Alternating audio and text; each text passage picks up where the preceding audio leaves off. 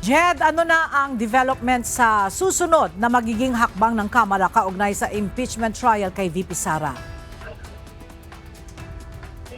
Ella, kanina ay nakapanayam natin yung isa sa House Prosecutors na si Manila Representative Joel Chu, at ayon sa kanya, hindi pa nila napag-uusapan kung ano yung susunod na hakbang kaugnay rito sa impeachment ni Vice President Sara Duterte dahil aniya, ngayong araw pa lang sila muling magkikita-kita upang pag-usapan yung susunod na gagawin o hakbang ng House panel para rito sa impeachment.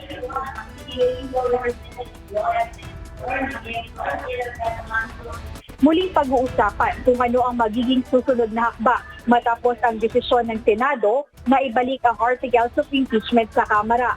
Ito ang naging pahayag ng isa sa House Prosecutor sa impeachment trial ng pangalawang Pangulo na si Representative Joel Chua. Ayon sa mambabata, nalulungkot sila dahil aniya maliwanag na paglabag sa saligang batas ang naging desisyon ng Senado. Paliwanag pa niya na mandato ng mga senador ang mag-file at magdesisyon sa ganitong klase motion, at ito aniya ay gawain ng defense o ng mga abogado ni Vice President Sara Duterte.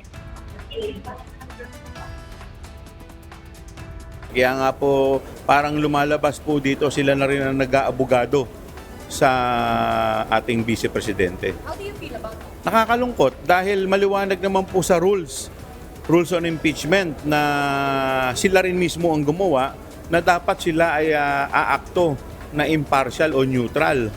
Pero ngayon po parang hinaharang po nila ang demokrasya po dito sa ating bansa.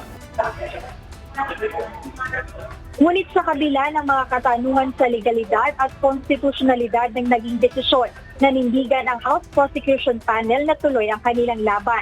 Dagdag pa ng isa sa House Prosecutor sa impeachment na si Atty. Shell Jokno, malinaw sa konstitusyon na kapag na-transmit ang articles of impeachment na nalagdaan ng at least 1/3 ng members of House, ay walang ibang gagawin kundi agad-agad dapat i-trial ang kaso. Ibig sabihin ng trial ay ang tatanggapin ng ebidensya o kung ang mga testigo ihahain ng exhibits dahil ayon mismo ang utos ng konstitusyon ayon kay Atty. Jokno. Binigyang diin din ni Atty. Jokno na ang konstitusyon ay hindi maaaring basta-basta lang ibasura o baliwalain, kaya sila ay talagang nababahala sa ginawa ng Senado.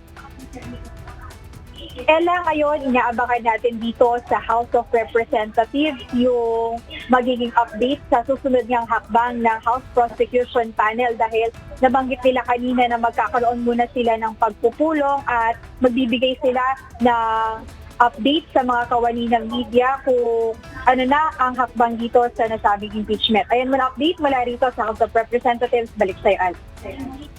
Maraming salamat, Jed Neresina.